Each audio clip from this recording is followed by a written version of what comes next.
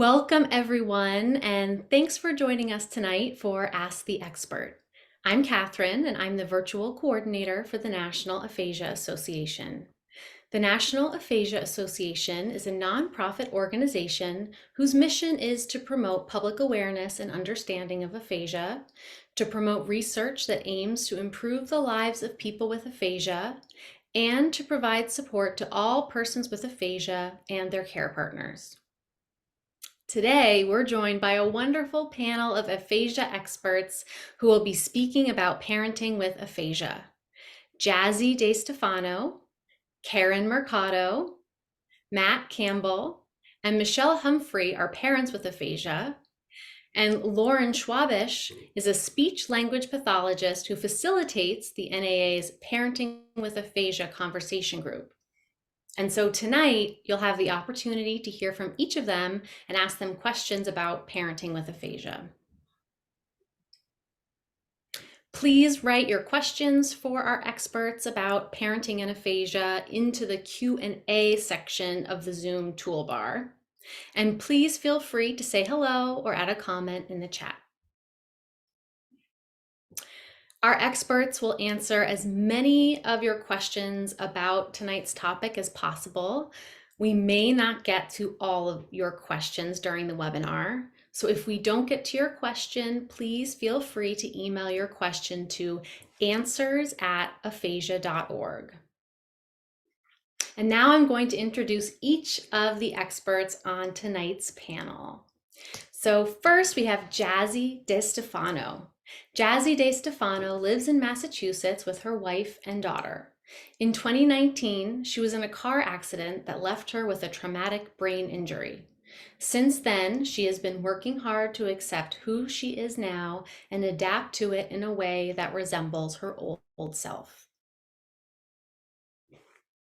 Karen Mercado is a New York native who resides in Raleigh, North Carolina. She has 2 children with special needs and was a special education teacher of over 10 years herself. She feels that giving children the gift of time and always advocating as a parent who has differences herself, she will never stop, knowing that there is no end of the road when it comes to learning. Matt Campbell was born and raised in Austin, Texas. Despite his dyslexia and dysgraphia, Matt graduated from Texas A&M University in 2001 with a bachelor's in electrical engineering with a minor in philosophy. He began working at Toshiba International right after graduation. Matt met his wife, TJ, in 2008, and they married in October 2010. Their daughter Miriam was born in January 2016, and their daughter Abigail was born October 2019. On April 18, 2019, Matt suffered a catastrophic stroke about 2 weeks after making the official announcement that Abigail was due. After 6 months in the hospital and rehab, Matt returned home on October 11, 2019. He has participated in speech therapy daily ever since.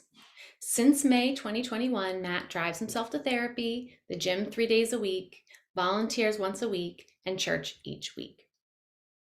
Through speech therapy, with encouragement from TJ and with the help of his 2 little speech therapists, Matt has continued to make steady progress with his talking, writing, and typing. His new life mottos are a little bit every day and God is not done with me yet. Michelle Humphrey. In 2013, at age 43 and pregnant, Michelle suffered a massive ischemic stroke in her basilar artery, affecting both sides of her cerebellum and part of her brainstem. After initially spending half a year inpatient at the Shirley Ryan Ability Lab in Chicago, her recovery is now in its 11th year, is still fruitful, will never finish, and is more of a lifestyle. Michelle is a graphic designer by trade, and along with a love of all things art, has used those skills to advance her own recovery and an outreach to other stroke survivors. Michelle regularly attends stroke support meetings with Stroke Awareness Oregon, Different Strokes UK, Rush Hospital Chicago, the Mid-Atlantic Aphasia Conference, the National Aphasia Association, Just Ask Rhode Island, and is a big supporter of Stroke Warrior Radio, Style for Stroke, AVM, Superhero Caregiver Gift Baskets, and Aphasia Nation. Though she now lives in Chicago with her husband and son, she is still a cheesehead at heart and never misses an opportunity to support her beloved Packers. And last but not least, Lauren Schwabish is the owner of NeuroSpeech Services, a private practice based in Northern Virginia, specializing in person-centered assessment and treatment of cognitive communication disorders related to stroke, brain injury, mild cognitive impairment, ADHD, and other neurologic and neurodegenerative conditions. She has over 23 years of experience working in hospitals and acute rehabilitation centers and is passionate about providing meaningful and accessible health education about the brain to patients, families, and healthcare professionals. Lauren is committed to empowering communities with evidence-based information and best practices in brain health behaviors. So that is our panel for tonight. And without further ado, I'll turn it over to Lauren, who's going to start off with a brief PowerPoint slideshow. Thank you, Catherine. So for my panelists, just a reminder, you can turn off your cameras and maybe that will help everything go super smooth, which we're always hopeful for. I'm so happy to be here. This parenting group is absolutely, without a doubt, one of my favorite things to do in life. And I feel like a lot of the panelists here are not just people that I see in conversation group, but are really my friends. And so I want to share with you a little bit about how this parenting group came to exist.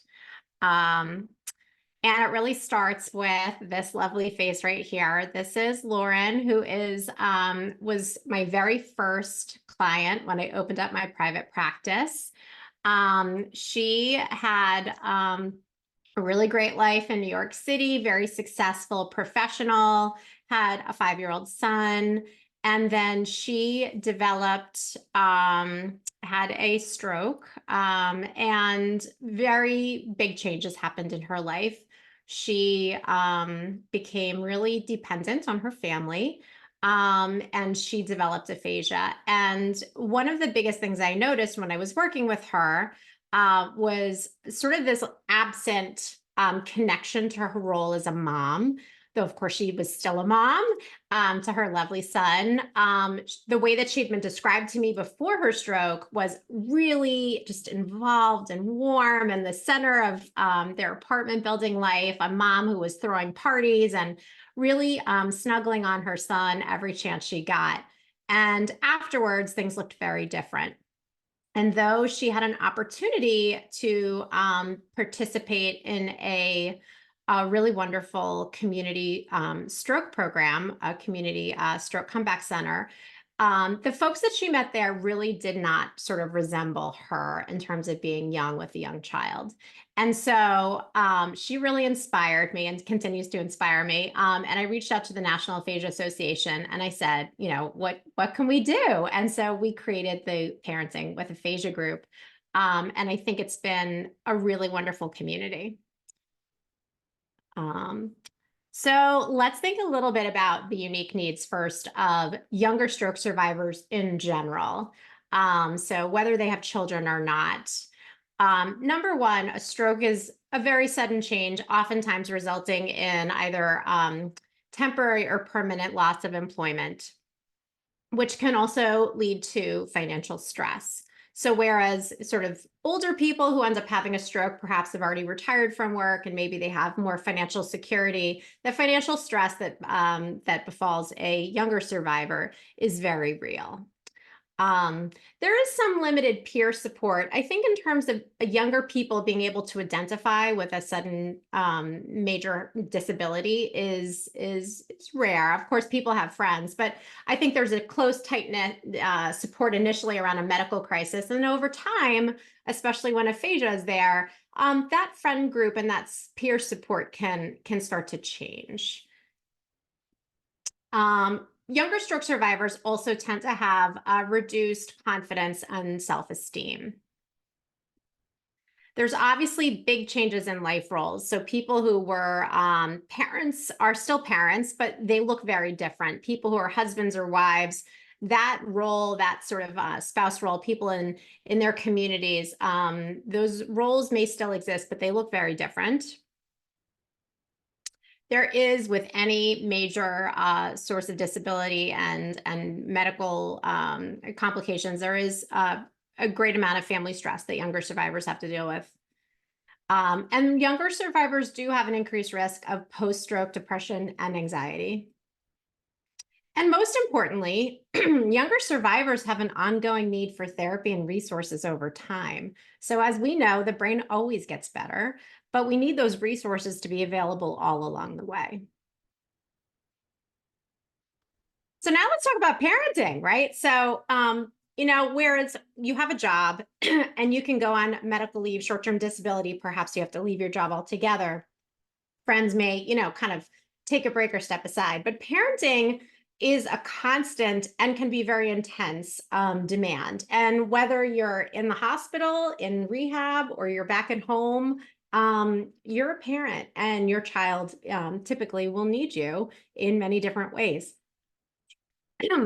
So of this, 24/7, 365 job, little kids have their own needs. So little kids have a lot of physical needs, a lot of physical demands. They need to be held and soothed and rocked to bed. They make a lot of noise in their own excited ways, screaming and chatting and banging on things, which for a stroke survivor can be challenging. Little kids need language. They need a lot of stimulation. They need someone to teach them how to talk and communicate. They need to be played with. So this is a demanding, type of parenting. It's physically exhausting. It's wonderful, but it's hard. And then bigger kids have their own needs. So where the physical demands become less, they have homework, there's discipline, and there's screen time to think about. They're going out into the world, they're learning how to drive. And so bigger kids kind of have their own unique needs that really test a parenting skill without aphasia. And then aphasia, of course, makes that a little different. So the parenting group really is meant to be a community of support. Here's a picture of us long ago, actually. We have since grown. We have people who come and join us from all over the country and Canada.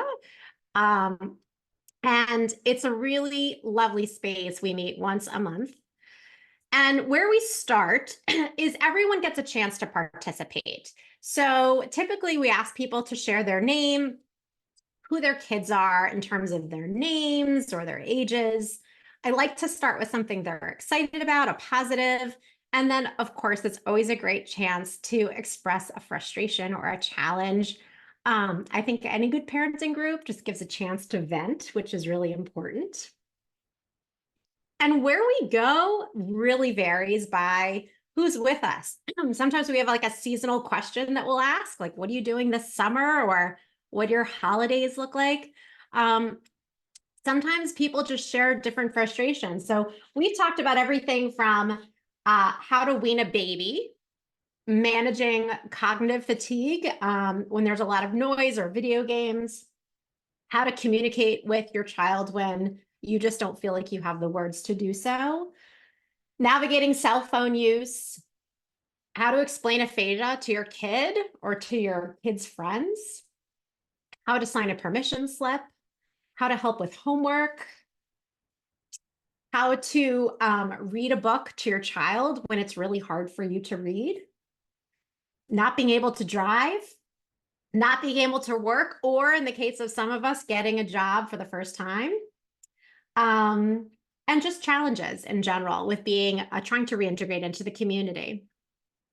And then where we end up, if you look at this rock sits right by my desk. This is a gratitude rock, and we always end with gratitude. So we know that's one of our brain healthy behaviors, but I think it's really important that everyone has a chance to recognize that gratitude can be experienced in the highs and lows of life. So things I've heard recently in terms of the gratitude is people are grateful for this group, always grateful for their kids. Someone yesterday was grateful for the sun. Many folks are grateful to be alive. So happy that even with aphasia and everything, they're just happy to have their lives and that they can get better every day. So what I'd really love is to be able to turn this over to my parenting friends. So I'm going to stop sharing my screen and ask everyone to turn on their cameras. And we met recently, so we have lots of answers to questions. But these are the parents, and I'm so proud to be a part of this community. Thank you, Lauren. And yes, we're so, so happy to have you all here. You guys are living it, so you are the experts. We have a bunch of questions already, but just reminding folks who are here that you can also submit questions in the Q&A box. In my introductions, we had a little sense of some of your aphasia stories. Did anyone want to elaborate or share anything else about their aphasia story that I didn't mention in your bio? Um, well, I was a special education teacher for a whole bunch of years, and I spoke a lot. Like I had all the words all the time. I was a very talkative person. And then once I had my stroke, I did not. I literally did not have any words. When I came to, if you will, I just looked at my husband and was like, what? All I said was what, because I didn't know what happened. And then I had a tube in my throat, so I didn't really find anything other than that after a while. But um, finding this group specifically has been a game changer and such a lifesaver for me. So having aphasia, not so great, but learning that there are other people like me who've been in this situation and that are younger like me has been absolutely amazing. So sorry if I went off on my rails, but I think I've heard Jazi say something similar too, right? Jazi, just like finding this group of people felt very different from things that you had been doing prior. Yeah, I think you have kids and there's some like challenges that you expect or prepare for. But this is pretty not expected and sudden. And I think uh with some like when you don't have a brain injury and you see your kids going through something and um it's okay because you see other people deal with the same thing, and it's it's like, okay, well, they can, so we can. But there wasn't I didn't have that to um to kind of help or to see like, oh, they're doing it. But I think this this um this group is great because there's um there's people who've been doing it for like a real long time, and you see that they're like what they've been able to do, and then people like fresh out, and kind of um reminds you of like how far you come, and it's just nice to be able to talk to other parents without the like stress of communicating that normally is there. Yeah, we had a speech pathologist who was working at an inpatient facility, and she had people who had just had strokes. They were like maybe a few weeks out, and their language was very limited. And she was so smart. She found a conference room with a TV, and she had those folks be able to see the parents. And I think that's what Jazi's talking about, because it was their ability to see the successes of these parents here. And I think they all found that very inspiring and encouraging at a time when things were really challenging for them. Um, and then I think, Michelle, if I can just ask you to share what you tend to talk about, because Michelle is I think, one of the real success stories of someone who just always gets better. Will you just tell us a little bit about how you continue to document that and share that? Well, I wish I'm in year 11 of stroke recovery, and I wish I had started this at the beginning. But this is a book basically because I keep hearing people are being told like there's no hope after a year for change. And I just, every time something happens, I read it in here. So it's kind of to show to new people to say, there is changes after a year. It's worth working. Keep going. That's why I don't plan to stop, because it keeps happening. I mean, granted, it's a lot slower now, but it still happens. I love that. Because you also told us in the group that you were like at year 1, right? When you turned to your husband and you were like, wait a second, I had a stroke, right? Yeah. Did you say that? We were watching a news program about strokes, and then I was like, I keep in mind I'd been in the hospital for a half year, and a half year I was home, and this is how nothing makes sense. So this is a year after my stroke, and I'm like, wait a minute, I had that, and that's a full year later. So it takes a while for your brain to heal and for things to make sense. Or maybe that's just me, I don't know. But I think that's really such a good point, right? Because the fact is that there is that myth that progress starts at a year, and really at a year, you only just kind of realized. And then imagine how much, I mean, we don't have to imagine, we have journals filled with all the growth since that time, right? Because we know awareness of any cognitive communication deficit is always a key ingredient. So I love that journal. And I will, it doesn't matter, every month Michelle always has that journal close by. So if we have new folks, I always ask Michelle to share that, because I think hope is a big theme in this group. And that's such a great example of that. Did you have another question for us, Catherine? Yeah, well, the next thing I think folks would love to learn about is a little bit about what your parenting life looks like. And this is a great panel because you all have very unique experiences, as does any parent. But could you each just share who your children are, maybe how old they are, and anything, about your kids you want to share? Feel free.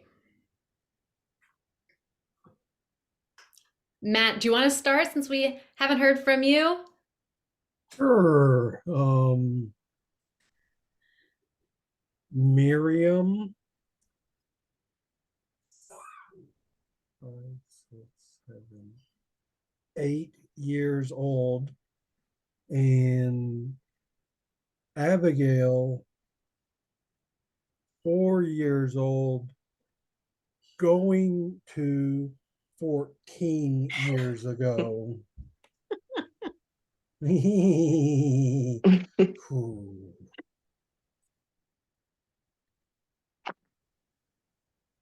Matt, what's something that you do in terms of being a part of their school community? Oh, yes. Mm.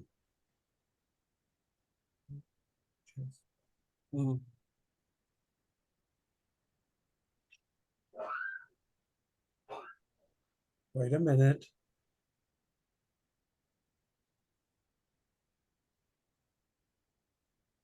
Mm.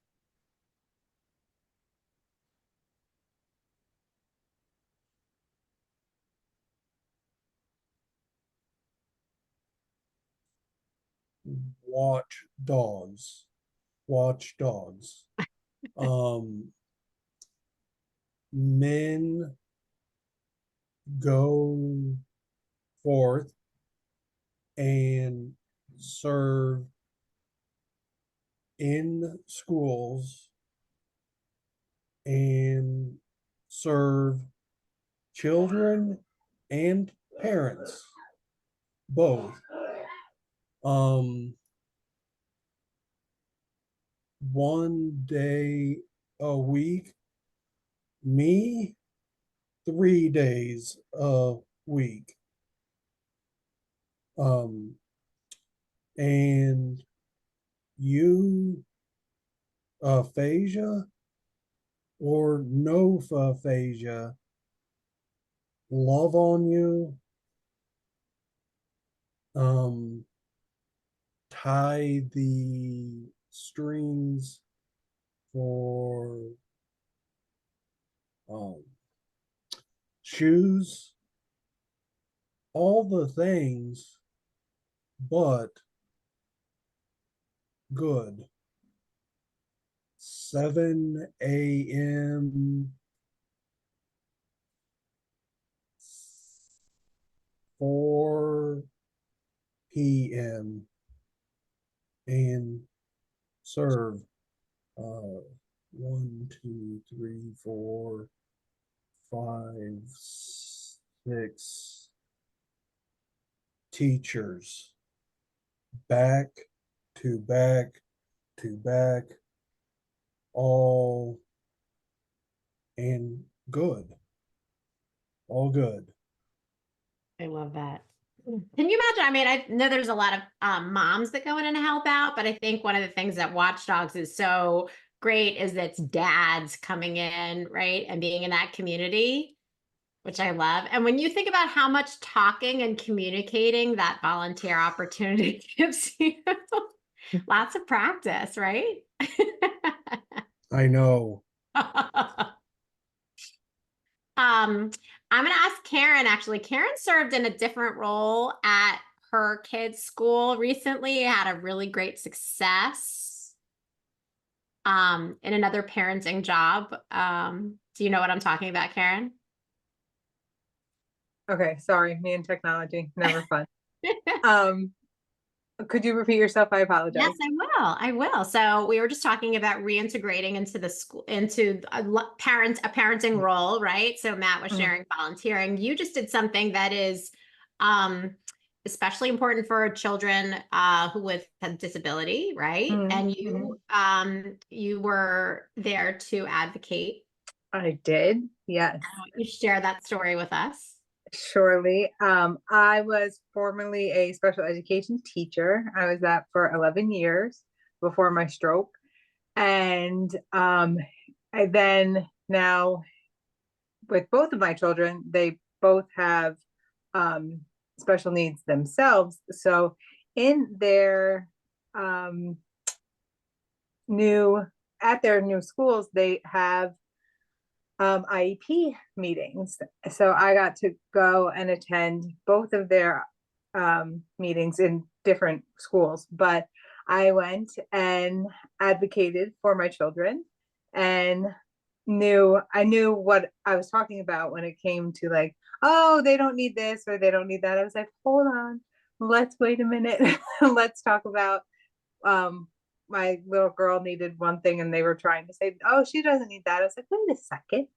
She does need that. And we're going to make sure she gets that. And they were like, oh, we're so sorry. We meant to give her that. We'll make sure we wrote that in the wrong way. And I was like, thank you so much. I'm so glad that we looked again at that. So I was very proud of myself and I was really happy that she would be getting the services that she needed.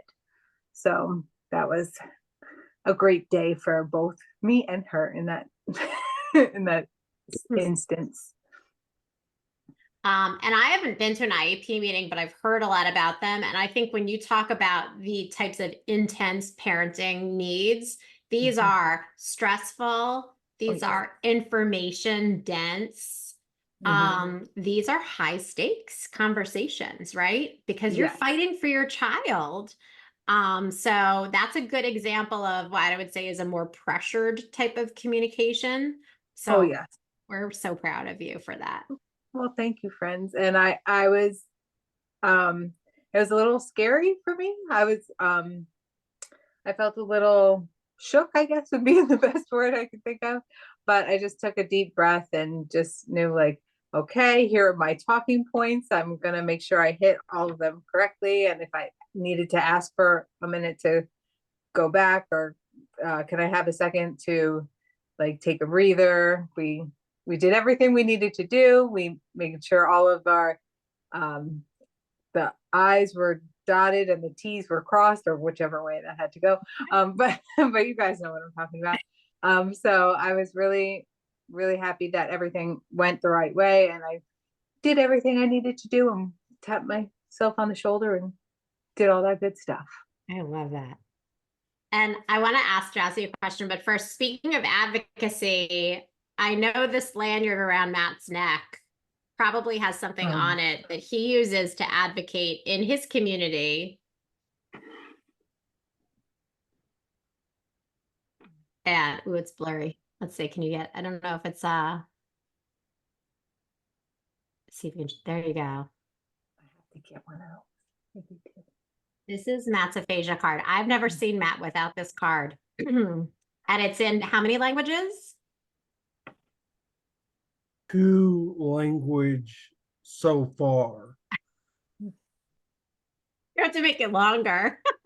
English and Spanish, because he's in Texas. Yes. So we really talk a lot about advocacy and feeling confident in your ability to let people know that communicating with you is going to look a little different, right? We were talking about parenting roles, and I want to look at Jazi because Jazi has a teenager. And I also have teenagers. So I feel Jazi and we're on the same plane in a lot of ways. But I want to know, just in terms of your role as a parent, Jazi, what it's like to be a parent with aphasia of a teenager.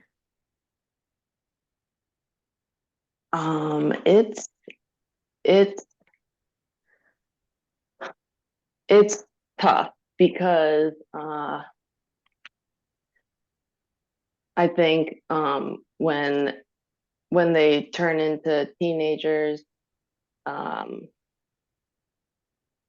just like everything is a lot more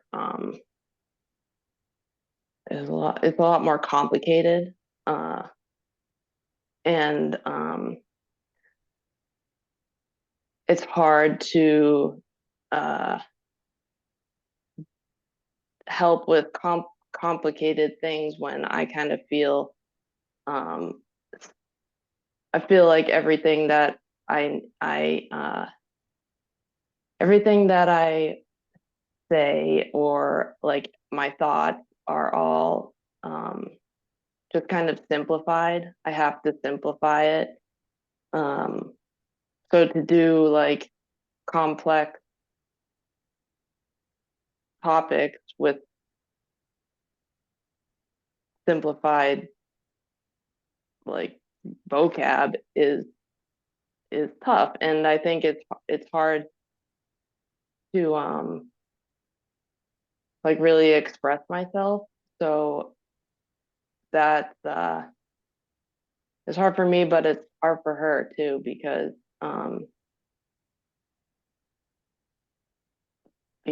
that's what she needs, and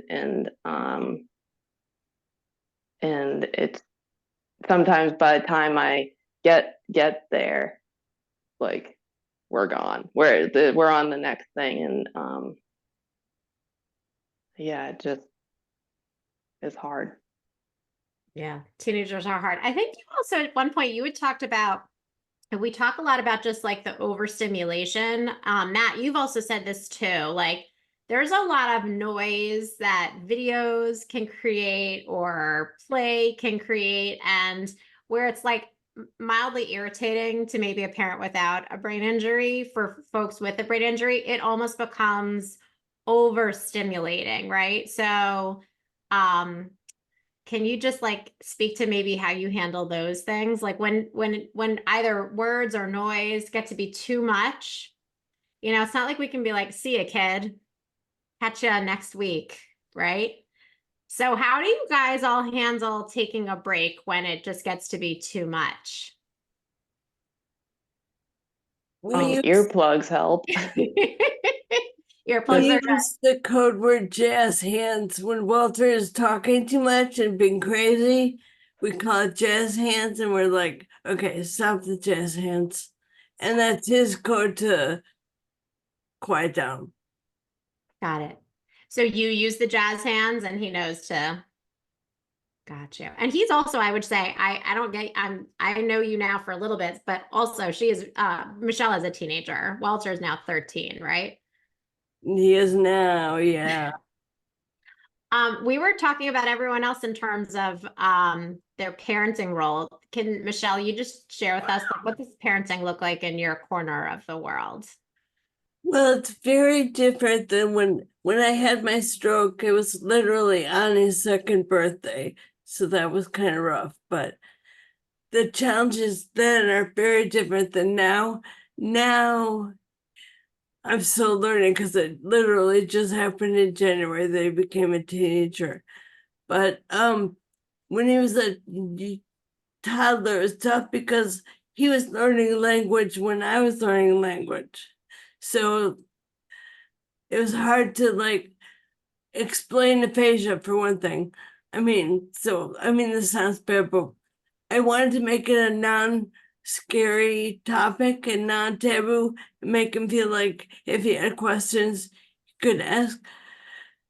So what I did is, this will not surprise you, Lauren. I made a stroke pumpkin. And you know how you make the grade school kids make their volcanoes erupt? I made mine drool. It's but I mean, it made it like a not scary topic. Like, well, this is reality, but it's okay to talk about it. Yeah. It's okay to laugh about it too. I think your sense of Exactly. humor is like, If you don't laugh, you'll cry. right. We had someone in the group last night talk about she, or I guess her spouse had, when she had her stroke, her spouse had their kids who were around, I think like 10 and 13 at the time, do a book report about aphasia and stroke. Do you remember this, guys? So that the kids could gain knowledge, but that they could also teach it out to the people in their community, which I thought was very cool. So kind of sounds like that's, you know, I think Michelle's a good model of that, of just like, it's really important that kids can explain this. I think you had also said Walter was sort of like your, he can be like a navigator for you sometimes in situations. Yeah, that's a big tip I'd give is that, I mean, you're here because you have kids and you're learning to parent, but they're your best tool. Like, I have a horrible memory, so I have Walter purposely ask someone their name because it comes across different from a kid than from me. And like, people expect me to remember, I won't, but they don't expect him to. So for him to ask, it's not so noticeable. That kind of thing. Like, use your kids as your best tool. Smart. Does anyone else's kids do a like a service for you like Walter does for Michelle?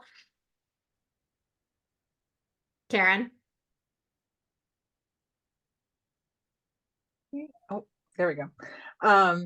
Yeah, because I'll forget stuff and I'll be like, Maddie, what was I supposed to do about with this or that? And he's like, oh, I remember it. You have to do this or you have to do that, or I can tell you this or that. And he's really good with all that stuff. So I'm very, very grateful to have a son with an amazing memory for all of these reasons, as well as for many others. But I'm sorry that I have my deficits, but I'm very grateful that he has his amazingness. That's a strength that's probably really grown out of necessity, right? So now he has this strength you can point to. Absolutely. Didn't really realize that was going to be in your parenting plan, but there. Seriously. I love it. I love it. Catherine, do you have another new question for us? Yes. What are some ideas of easy things that you can do to spend some quality time with your kids? We had talked about this a little bit last night too, in terms of looking for things that are a little bit less challenging language-wise. So things that are really enjoyable, but maybe don't have all the pressures that come with listening or speaking. Michelle? Catherine, if you put the picture up with the tricycle, it's kind of going along with the using your kids to help you. Also, involve them in all your therapies. Like you can see, we used to go to a parking lot and I would walk the lines to get better balance. And Walter would ride his truck, you can see to him it was normal. So like involve them in as many ways as you can. That's all I got. Yeah, no, that's great. Do you want to share, Michelle, while this is up, about some of these other resources that you wanted to share with the community? Sure. The middle picture, I literally just got in the mail today. It's from Just Ask Rhode Island. And they have a welcome packet, and you can see it's full of all kinds of aphasia friendly things. And what I especially like is this that long card that's red and black, because if you get, I don't know if this happens to anybody else, but when I get in a predicament, I lose more words, and I get really tongue-tied. But that's what this card is good for. It helps you. You can just point, like if you need help from a cop, there's a section you can just point, like, I need help. You don't have to say it. And if they're asking you questions, you can also point to the answers on the card, and you don't have to worry about not having words. I think that's, and on the other side, it's like something you can hand to people, and it shows people the different ways they can help you, like speak slowly, use short sentences, give me extra time. There's all kinds of ideas of how to make your life easier talking to someone with aphasia. And there's all this stuff in the packet, and anybody can request one from them on their website if they just go to the www.justaskri.com, and there's a contact button, and if you just ask for the aphasia welcome kit, they'll send you one. And the jam card is from nowgroup.org, and there's also a phone app, and you can just hold it up and have people read it, and it buys you time, because I get stuck on my words. And the jam, usually people are so busy trying to figure out what jam stands for that by the time they figure it out, I figure out my words. So, and what I like about it is that there is a phone app, so if I forget the card, I always have my phone, and it's really helpful. Those are love great. Thank you. And we shared the link for Just Ask Rhode Island and for the jam card in the chat. Okay. I think we also had someone, Matt, you'll have to remind me, in Texas, we were talking at one point about driving, and how do you share that you have a communication impairment when you perhaps, you have to show your photo ID, or even if you're driving. And I'm hoping, I think he's looking for his wallet. But someone someone had shared with us. Okay, so on the Texas, see, it says communication impediment on the bottom of his driver's license. So imagine all the places that you have to show your photo ID. If you can also have it built into that identification that you have a communication, they say impediment, but impairment, For those who notice it, just that added layer of notification, which I think is so cool. And we discovered that in parenting group, which is awesome. Because some parents have returned to driving. I think that's one of the things that, like, when we think about being independent, but also when we think about taking care of kids, because kids have to go places, right? And they usually expect to go in a car. So driving is a big change for adults, and then returning to driving is important. So I love that Just Ask has that resource. And then some states have those identifiers on the license, which is really cool. What was Any your other question, great Catherine? resources or tips of things that you can do with your kids that are a little lighter on the language for those days that you want to, you know, incorporate them into your daily activities or take it a little easier? Matt, you had something yesterday. YouTube, partially,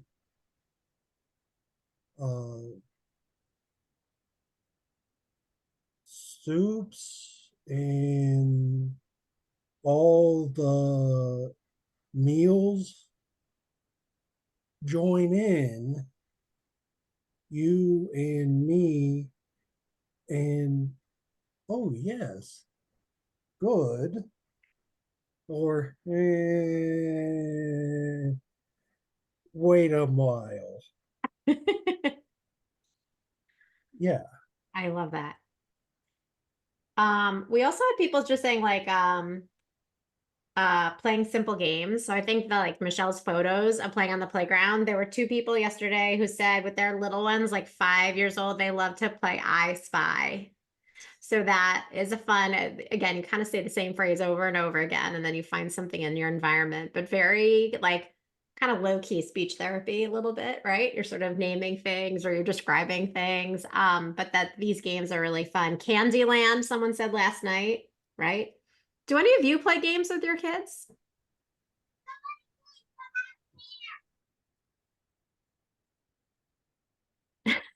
Matt might. Karen, do you play games with do your kids like games?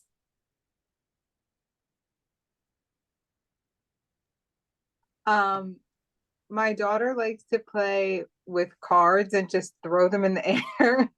And then she just goes, I won for everything.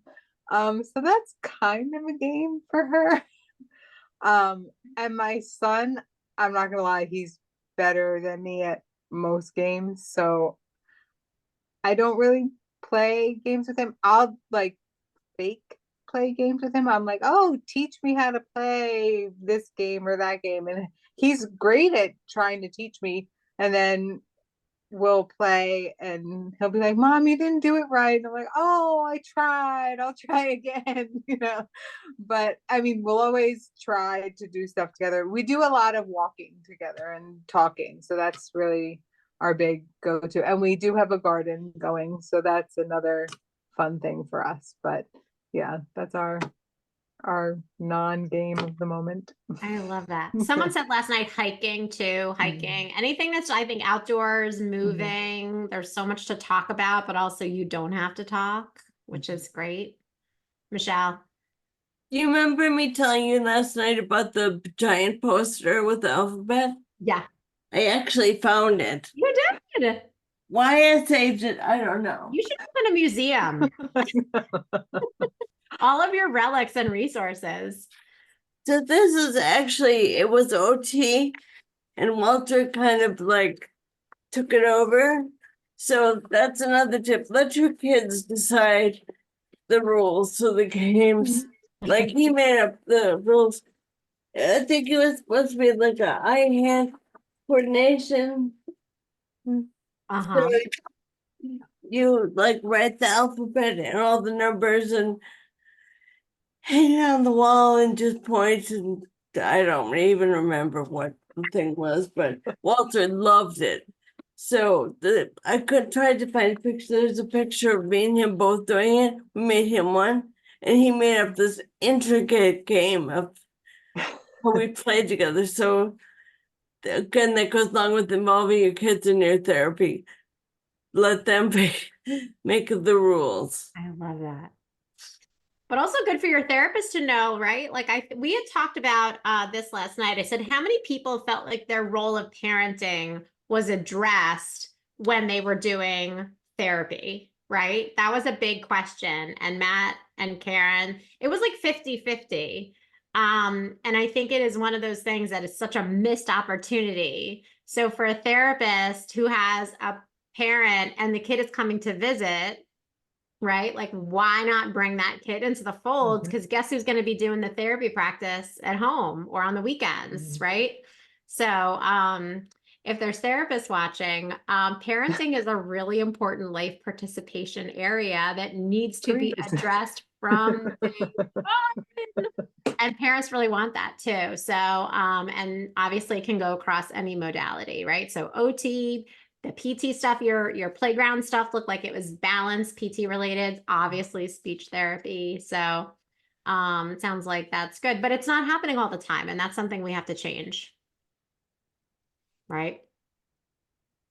Yeah, there were no groups like this parenting group when I had my circle. I mean, I would have like loved to, or even like there was, I forget, a therapist who took she was in the hospital, took a bunch of her patients to one of our groups. Yeah. I would have loved to do that in the hospital. I mean, I hated being in the hospital, but that would have helped, like, to see that there's other people doing the same thing.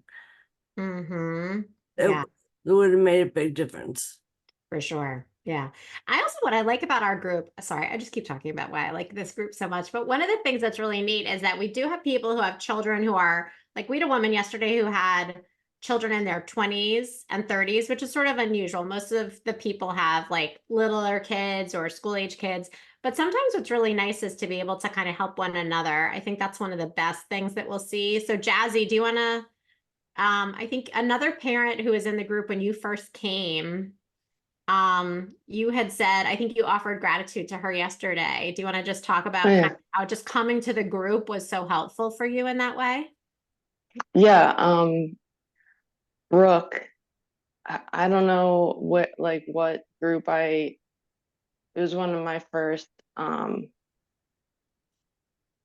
like groups that I did, and she told me about like just so many different resources and different like websites that have groups, and I think that was really helpful because just because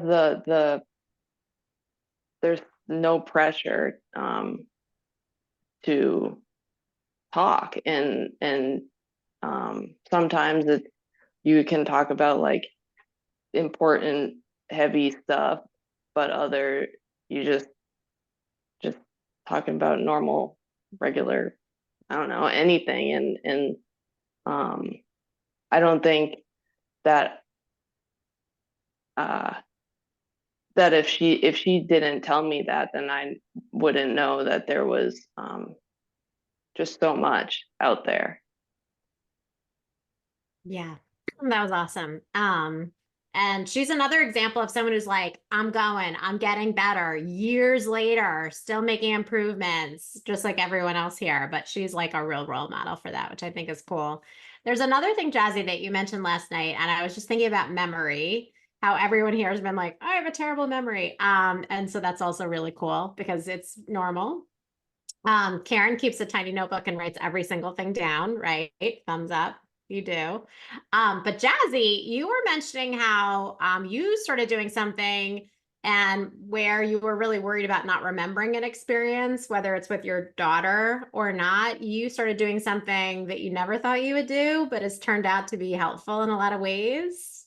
Yeah. Meditation. Definitely never before, like it was just weird. And actually my speech therapist she started me doing it and sorry, they're watching a Celtics game and it's loud. But she had me put it in my task list, so it pops up to remind me to do it, which I was like real bad at doing. And then I think it's this website does a meditation group every week. They started doing that maybe a year ago, and I started doing that, and it really helped with like when I was doing something, I would be focused on like worrying about forgetting it, or I'd be sad that I probably won't remember doing this. But with the meditation, kind of learn it's all, you just are in the now, in the moment. And I think it helped because now I kind of remember to just be where I am and not really worry about later. And I think I mean, it might be wrong, but I think that it helped me remember just things that I've done because I'm really there. So awesome. And you were right, Jazzy. You do the program, I think you had mentioned, through National Aphasia Association, and the chat has all these resources coming in. So other people who are watching this can kind of hear that. But I thought that was so cool. It was like something that you weren't really into, and now it's your jam and all of the cognitive benefits that go along with it. So that's super cool. I loved hearing that story.